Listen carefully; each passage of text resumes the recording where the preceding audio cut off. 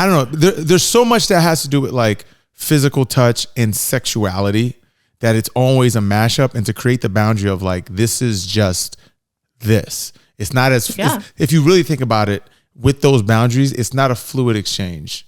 Meaning, right. Meaning like it's when people say, oh, get a boyfriend or get a girlfriend, means you can have cuddling and not have any limits to how far you can explore your feelings and your intentions and your actions. You can cuddle, you could have sex, you could just have a conversation.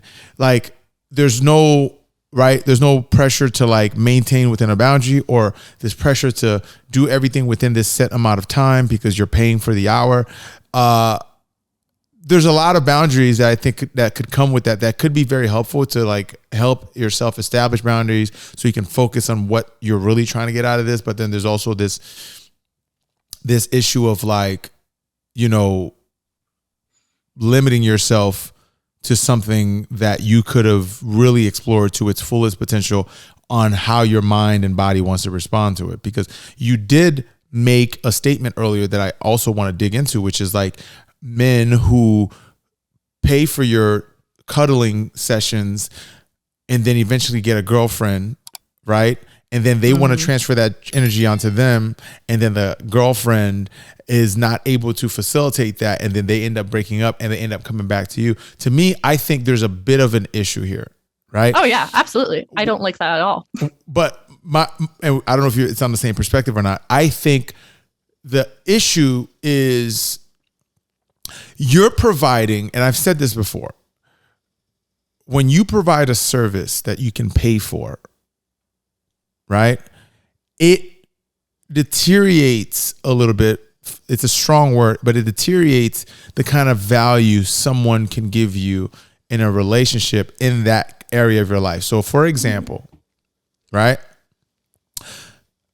In traditional relationships in the past, your partner was doing traditional things for you, such as, you know, if a man, he's a breadwinner, he wants to, you know, buy this for the family and like support that way.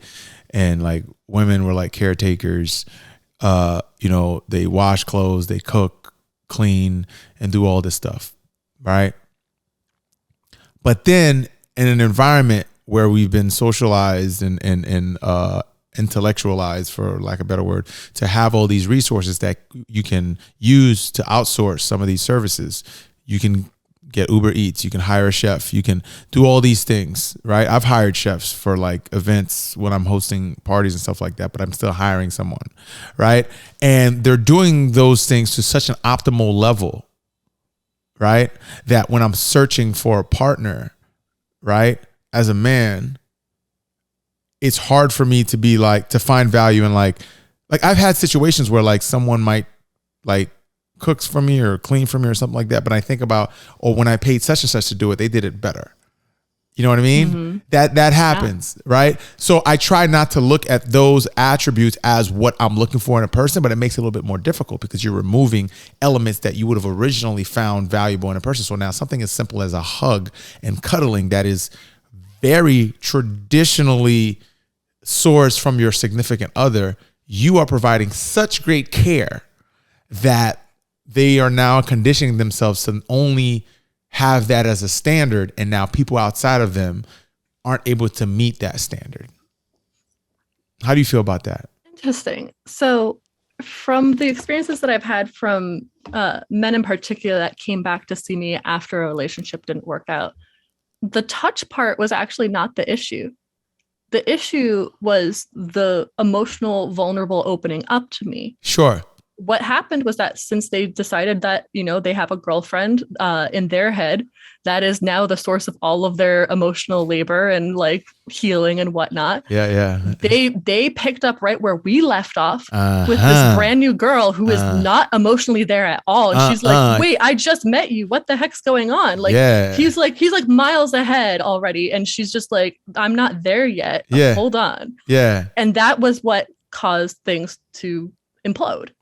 And so like you can't transfer one relationship to the other. And whether it was me or not, like people do this all the time. I did it back in the day when I was being a serial monogamist. I would go from one relation, take all of the emotions and like energy and like love I had in one relationship and transfer it to the next relationship.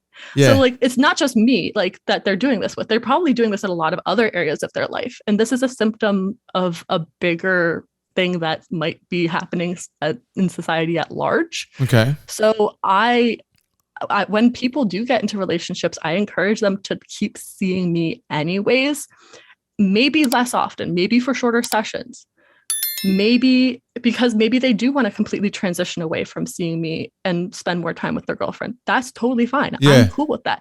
I'm more concerned that by getting into the relationship and like completely cutting off seeing me, that they're going to do exactly that.